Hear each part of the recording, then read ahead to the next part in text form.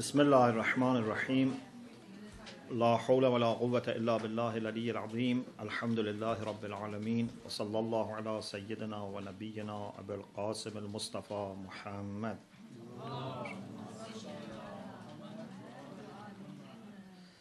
وعلى آله الطيبين الطاهرين لا سيما بقية الله في الأراضين أجل الله تعالى فرجه الشريف وجعلنا من أعوانه وأنصاره اللهم أخرجني من ظلمات الوهم وأكرمني بنور الفهم اللهم افتح علينا أبواب رحمتك وانشر علينا خزائن علومك برحمتك يا أرحم.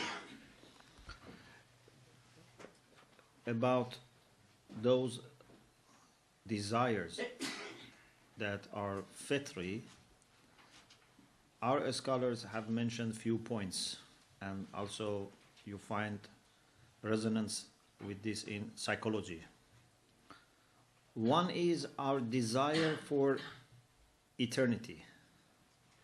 Human beings always want to live longer. Of course, again, this can be resisted against, this can be ignored. You can find people who commit suicide, but this is not the norm. It's like, for example, a parent who ignores the child. This is not the norm. Each of us naturally want to have a longer life. And this is why, we put so much energy on medicine, because we want to understand how can we have longer life, how can we resist against, disease, illnesses, microbe germs, and so on and so forth. And indeed, if you look carefully, you find that this desire for eternal life is something that cannot be satisfied in dunya. Although you may wish to live here for thousands of years, but this is not going to be enough. Even if you live for thousands of years, this is not enough. We have desire for permanence, which can be only achieved in the hereafter. Another thing is the desire for truth. We want to understand the truth. There is a curiosity in us that cannot be satisfied with anything other than knowing. There's a story about Abu Rayhan Biruni, who was a scholar in different fields: astronomy, mathematics, poet. He was a poet. When he was dying, he was visited by one of his friends who was a faqih, a jurist. And he asked him questions. That faqih told him, why are you asking this question? Someone like you in this situation that, you are dying. What is the difference between knowing these things or not knowing these things? And Abu Rayhan said, is it better to die while I am ignorant or to die while I know? I prefer to die while I know these things.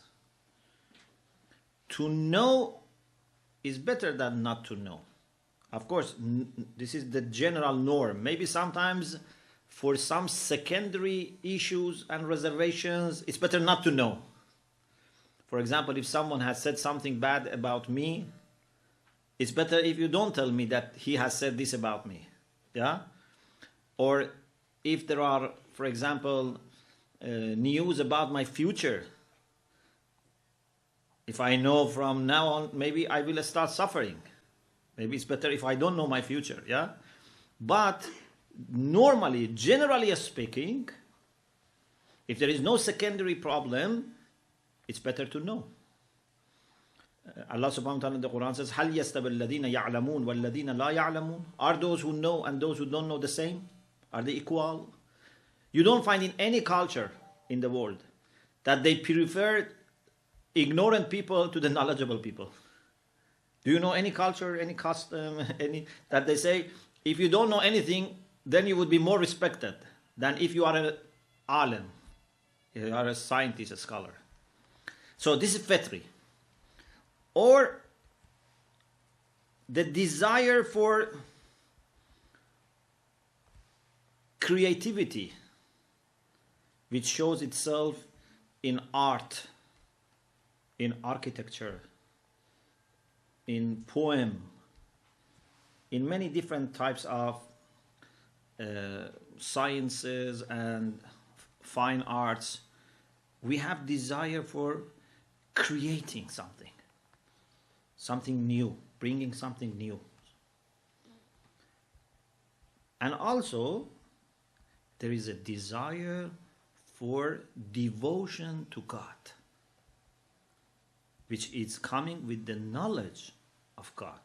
Because you cannot, this is a very important point, you cannot have desire for something without having at least some idea about what you desire. You cannot say, I desire, but I don't know what. It's like the example that a person told his parents, there was a young boy, said to his parents, I have fallen in love. You have to, arrange my marriage. So they said, okay, if you really love, then we try to arrange for you. So, who is the one that you love? He said, I don't know, anyone. I just fall in love.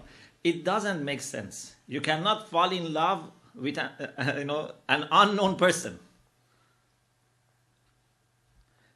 If you desire for God, it means that you must have already an idea about God. You cannot have desire without having some understanding. Maybe you don't know God perfectly, but you have some idea about God.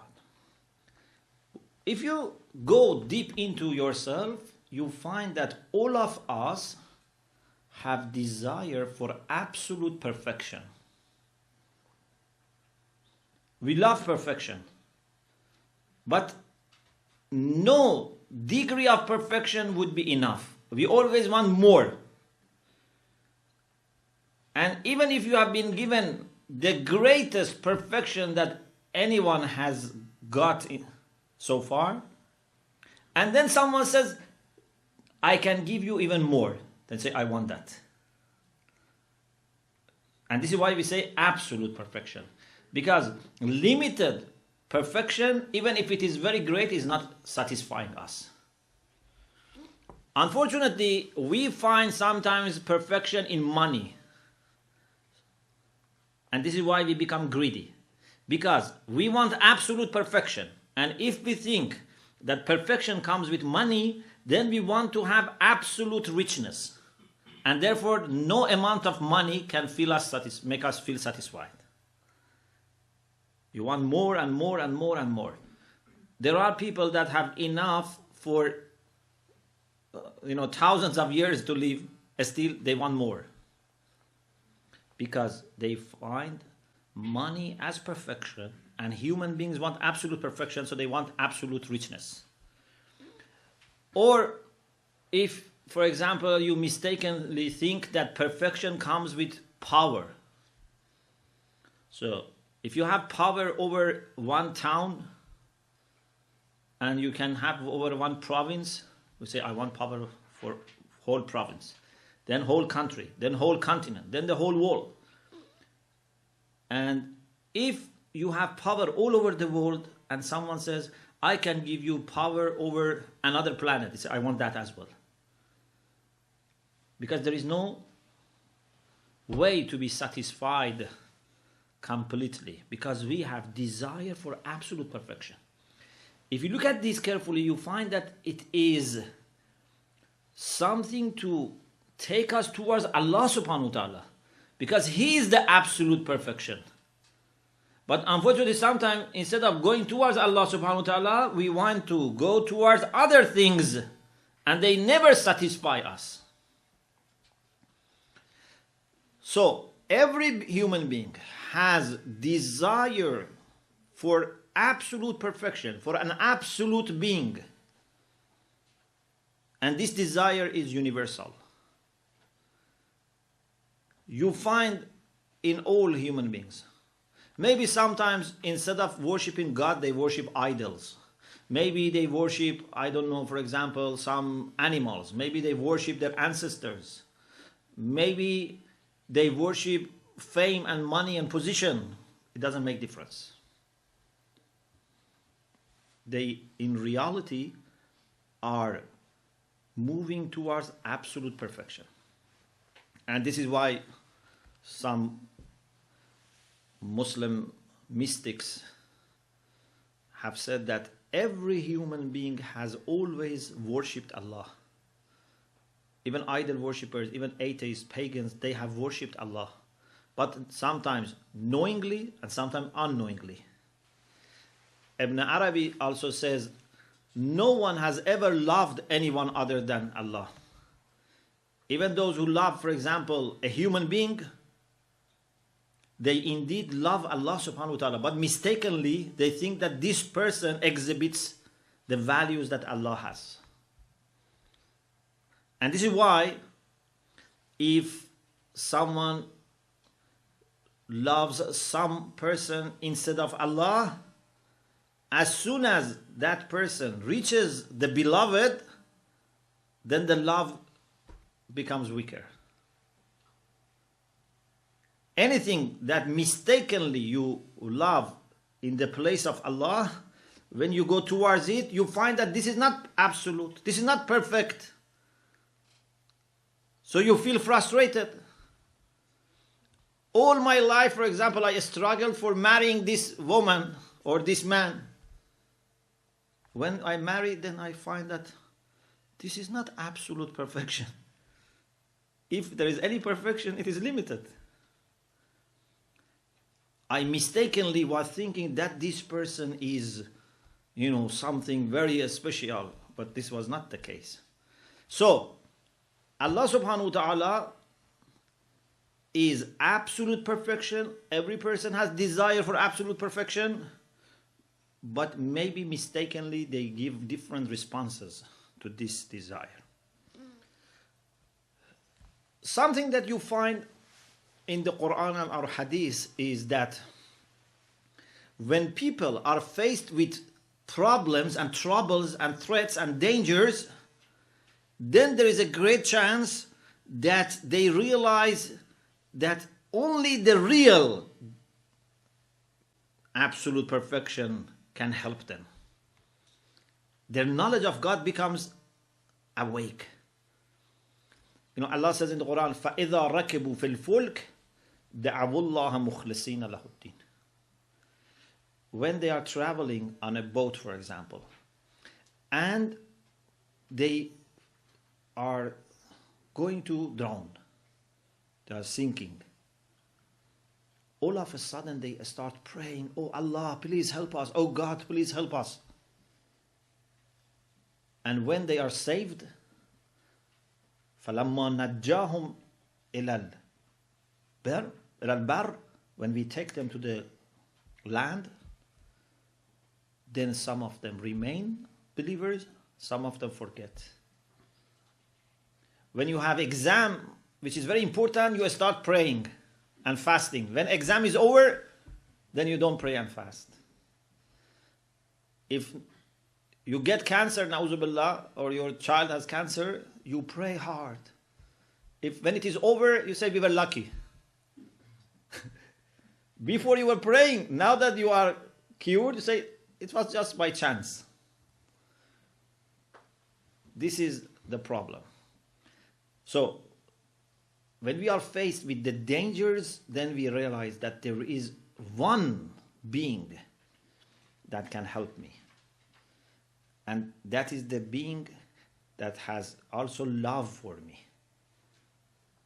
We don't just feel that there is someone who has power but is indifferent.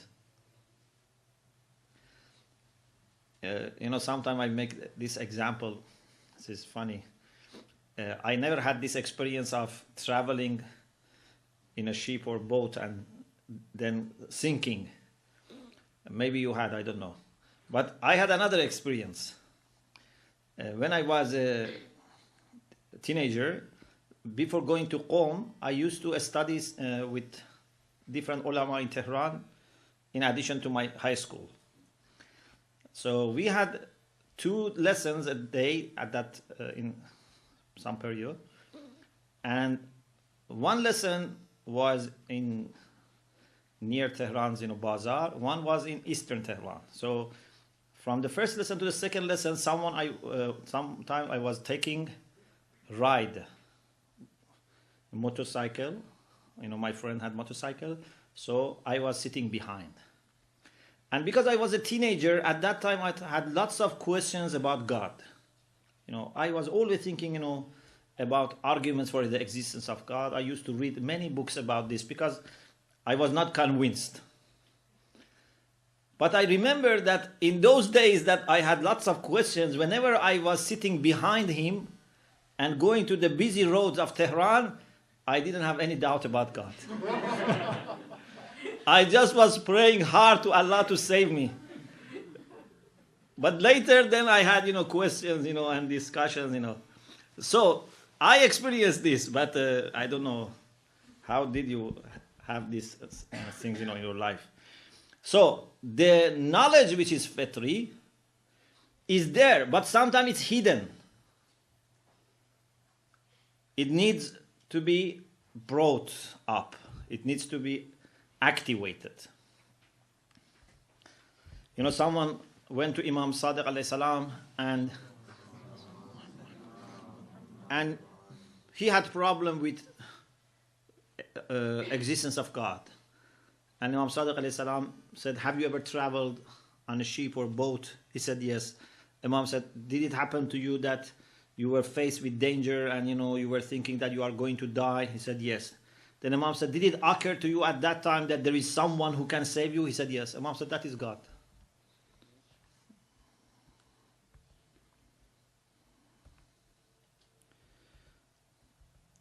The third argument is the argument of wujub and imkan, necessity and contingency, or what they call it in the West, cosmological argument. To understand this, we need first to understand the meaning of necessity and contingency, or wujub and imkan. Everything that you consider, it can have existence necessarily, or it can have existence contingently. What does it mean? It means that either it has something in its essence that necessitates existence for it. You cannot think of this without existence, or you can think of it without existence. So if it has existence, it's because of an external factor. If you look at everything around here, if you look at yourself, people, the furniture, everything here, you don't find that they must exist. I can be here, but there is nothing wrong if I'm not here. I cannot necessitate my being. There was a time that I was not there. There is a time that, again, I will not be here. The same is with everything here. Nothing here, among the things that we see here, is necessary in existence. So, the question is there anything or things for whom being is necessary?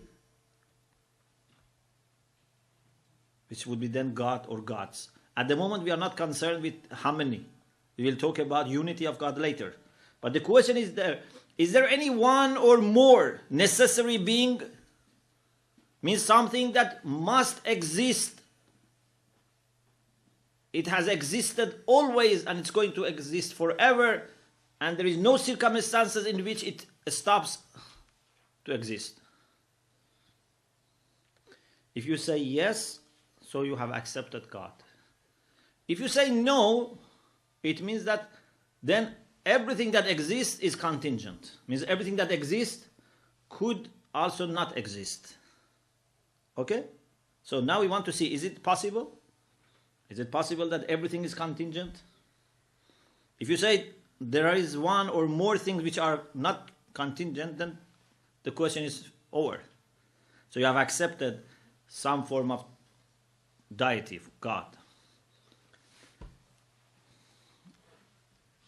There are different arguments that our ulama have developed here, especially if you know Asalatul Wujud, which was developed by Mullah Sadra, it becomes much easier. But I don't use Asalatul Wujud, I use the more classic way of explaining this. If everything is contingent, it means that they cannot explain by themselves why they exist. In other words, in their essence, they have equal relation to existence and non-existence. Everything which is contingent, as philosophers have said, can be mawjood or can be ma'doom. Means in essence, it can exist or not exist. Why they exist? It must be for something outside their essence. Because if it was inside their essence, so they are necessary. So now that they are contingent and still they exist, it means there must be something outside, which we call cause, illa. There must be something that has made one side necessary. Because both sides were possible, being there or not being there.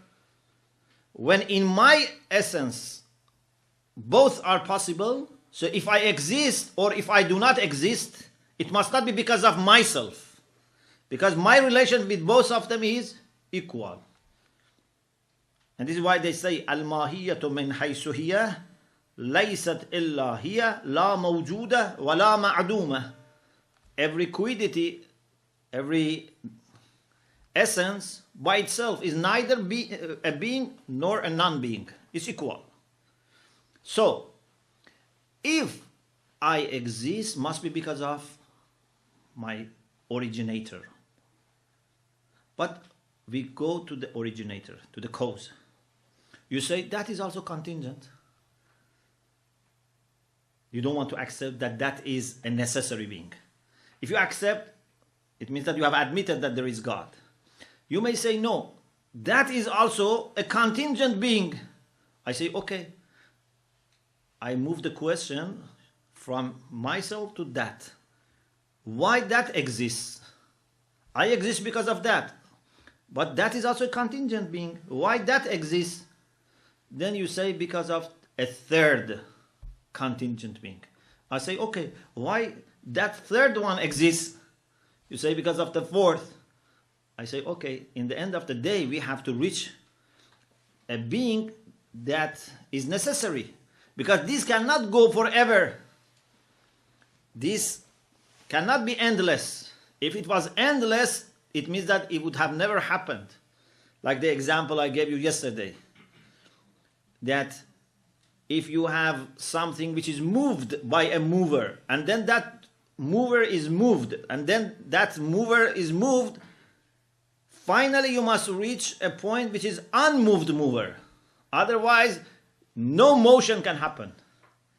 Because everything depends on the other one, and finally nothing happens. If every person shifts responsibility to another person, then no one is going to do the job. So, you have to accept that there must be at least one necessary being. Something that is not caused by another thing. You may say, I accept that this cannot go forever, but I say it is circular. What does it mean? It means A is caused by B, B is caused by C, C by D, but then D again by A. This also doesn't make sense. Because it's even worse. Because if A is caused by B, and B by C, and C by D, and then D by A, it means that A is caused by A.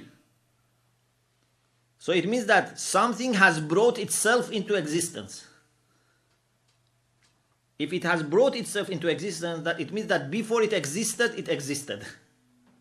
So how can something before existing exist and then bring itself into existence? It doesn't make sense. So neither dor, which means vicious circle, nor tasalsul, which means to go endlessly, none of them is accepted. So we have to reach a point that there is a being which is not caused. Another example that can help you is, imagine if you have a floor, or for example a brick, and you put a brick over a brick and then another brick over a brick. The basis of this column of bricks must not be in need of another thing. Otherwise, it cannot survive. We must have something that which doesn't need to be put on something else. If I tell you why the top brick, is stable, you say because under that it's another brick. Say, okay, why that one is stable? Say, then is another brick. So finally, I must reach a point that is stable because of itself. Otherwise, they will be all collapsing. So the argument for existence of God through wujub and imkan, necessity and contingency, is telling us that everything that exists is either contingent or necessary. You cannot say it's impossible, because if it was impossible, it could not exist. So it's either contingent or necessary. If you accept that there are one or more necessary beings, so you have accepted God. If you don't accept that, you say, okay, you say everything is contingent, so these contingent beings, they have equal relation to existence and non-existence. So for them to come to existence, we need an external factor.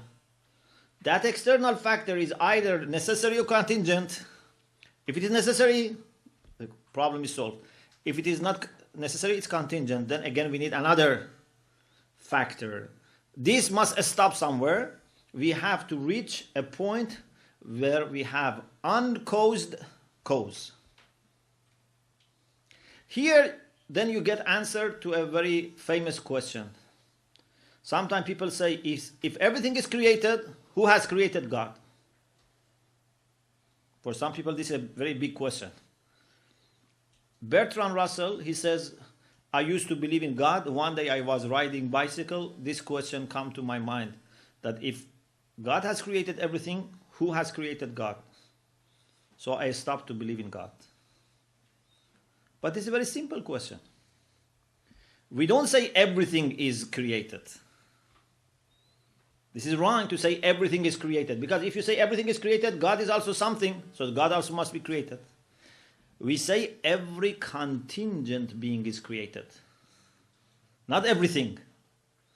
So things, beings are one of the two. Either they are contingent or necessary.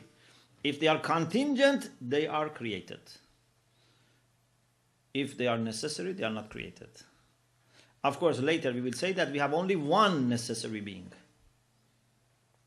So everything caused has a cause, but God is not caused.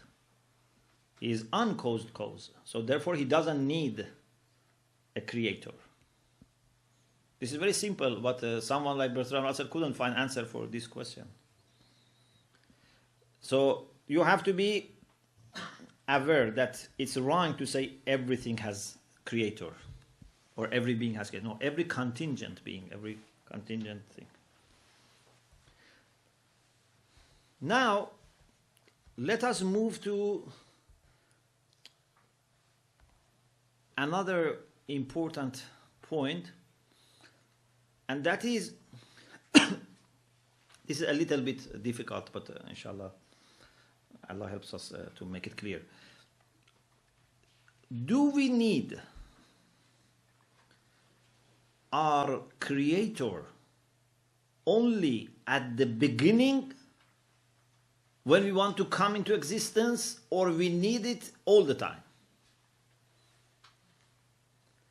Some people, some theologians, they had the idea that those things which are hadith, means which are created, which they didn't exist, and then they came into existence, they needed creator. And therefore, when they are there, they don't need creator. When they were not there and they came, like for example, if you want to get employed, you need a reference. Someone has to recommend you. But if you are employed, then you don't need that person to be there. That person can die. Or for example, a child needs father and mother, but when the child is born, father and mother may die, and still the child can continue. A builder builds a house, but he can die and the building is still there. So some people thought the same about God. They thought God creates us, then we no longer need God, because now we are there. We have come to existence. Okay? But this is wrong. The example of God is not example of parents or a builder. We need God all the time. Why? Because as we said, my essence, my nature, my quiddity, my whatness, my mahiyya, whatever you call it, is equal to being and non-being.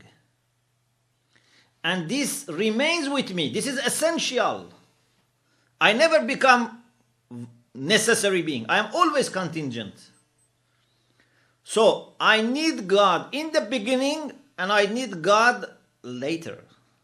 Because in myself, it's like when you put a brick over another brick, you need the underlying brick all the time, not just in the beginning. You cannot say, okay, in the beginning I put this brick on this brick, and then I remove it. Okay, you remove it, it collapses. In your mind, imagine a flower. This flower, this mental image is your creation. You have created this flower in your mind. Unfortunately, we don't have power to create real flower. Yeah? But at least we can create mental image of flower. This is the power that Allah has given us, that we can create mental images. Okay. Who has brought this mental image of flower into existence?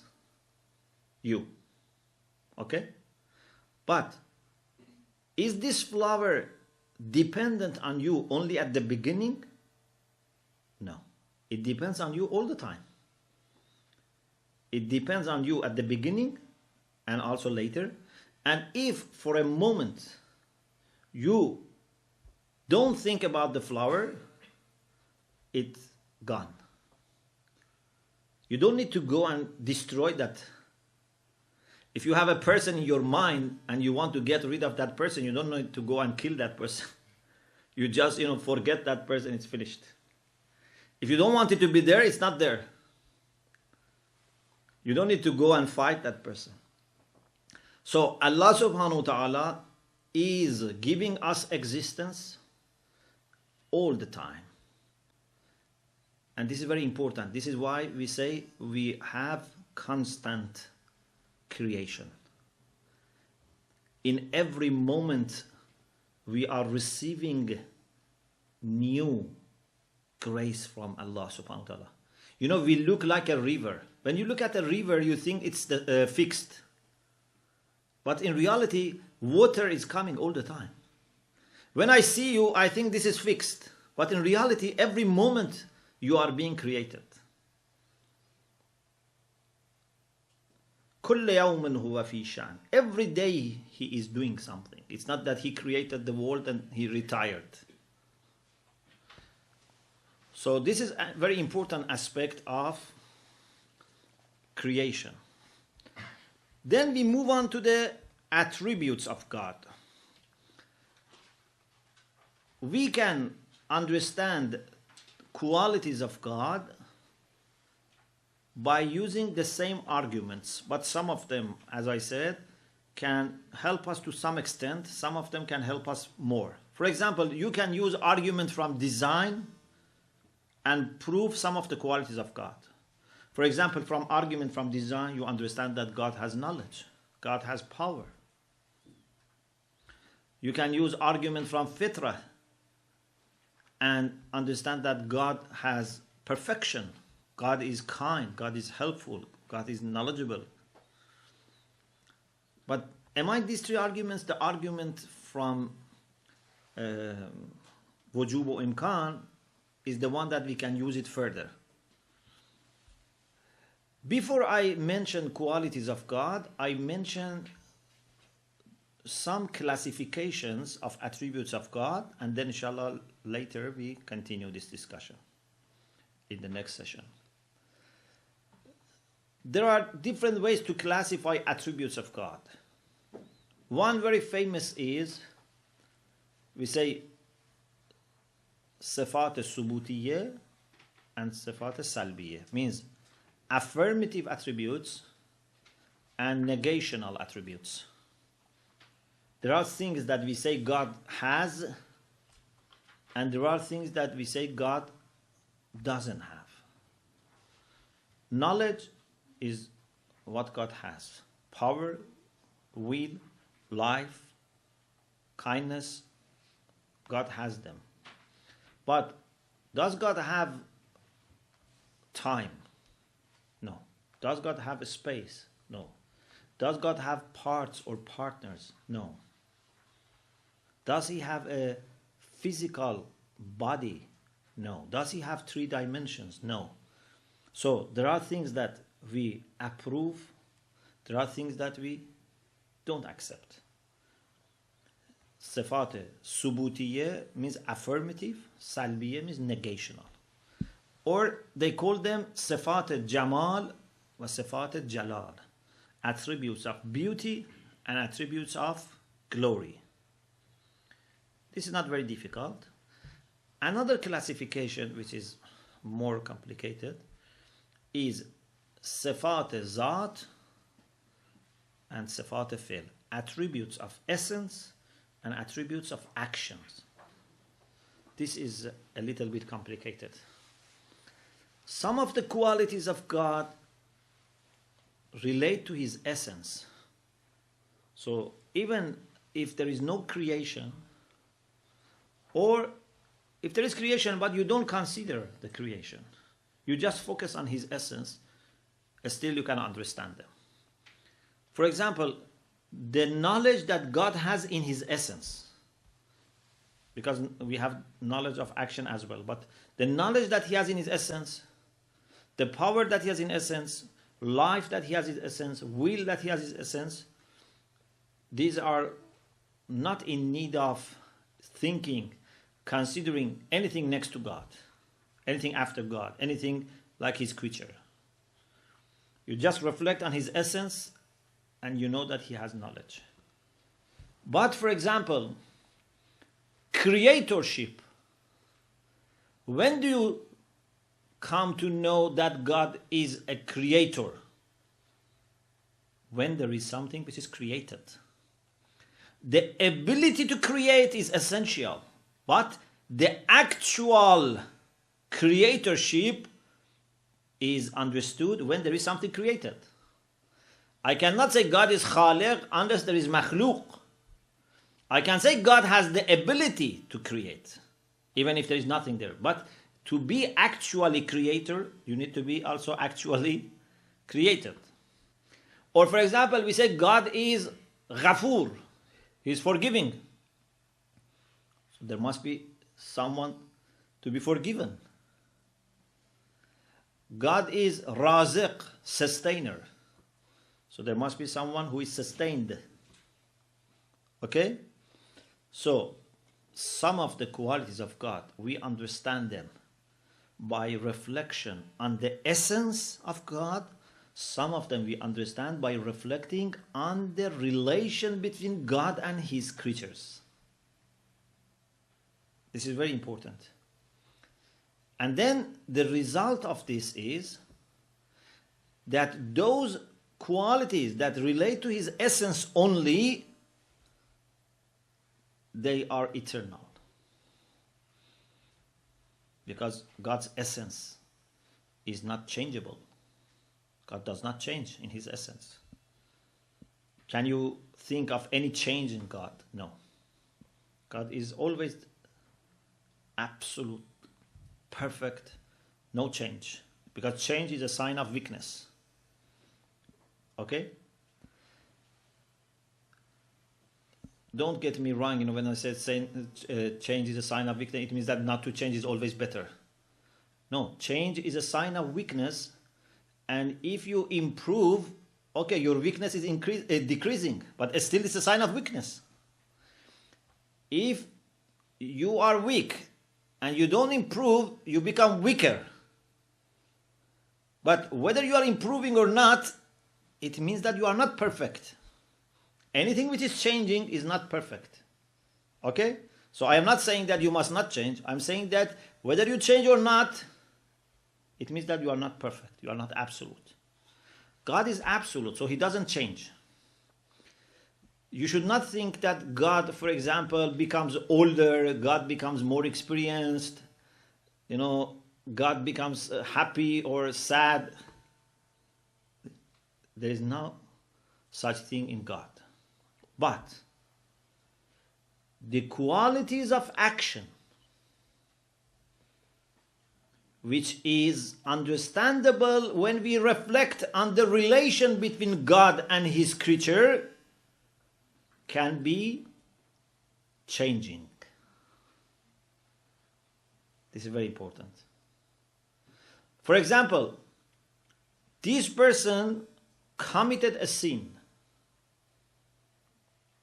Then he regretted.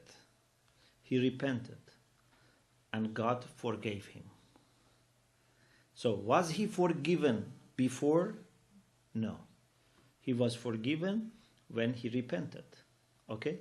Does it mean that God has changed? No. God has not changed. What has changed is the relation between this person and God. This is a very important point. Even some great philosophers in the West have not understood this. When God has a relation with something which is changeable, the relation also becomes changeable, although God is fixed. When you have two sides of relation, for the relation to change, both can change, or even one can change. If you have two people, this is a simple example. When you have two people, how can they get closer to each other?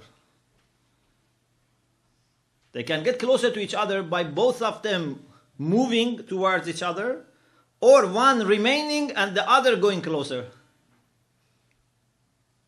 Although they are getting closer, but this doesn't necessarily mean that both of them have been moving.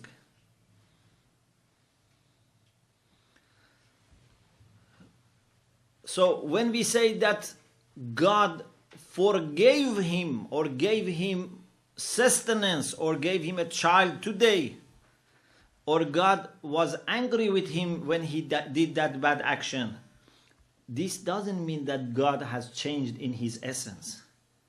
It means that the relation between this creature and God has changed. Like, for example,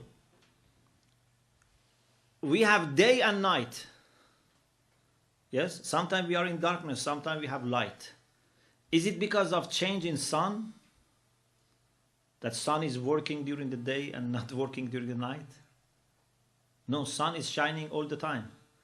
So why we are sometimes in darkness? Because of our position. Sometimes we are in the right position, we get light. Sometimes we are not in the right position, so we don't get light. So I can say sun is not shining over me in the night, but in reality you understand that it is not because of sun, it's because of me. Sometimes you learn when you go to school because your mind is ready. Sometimes you go to the same school, same teacher, you don't learn anything. It's not necessarily because the teacher has changed. Sometimes the teacher changes, sometimes the teacher is the same. The student's mind is not the same. So, we have two types of attributes. Attributes of essence, attributes of actions. Attributes of essence are understood by reflection on the essence of God only. Attributes of action are understood by reflecting on the relation between God and his creature. And because one side of relation can change sometimes when it is a material thing, when it is a changeable thing, then the relation also change. You don't need to have both sides changing. Please think about it, and inshallah we continue this discussion, and then we start talking about different qualities of God. وآخر دعوانا أن الحمد لله رب العالمين.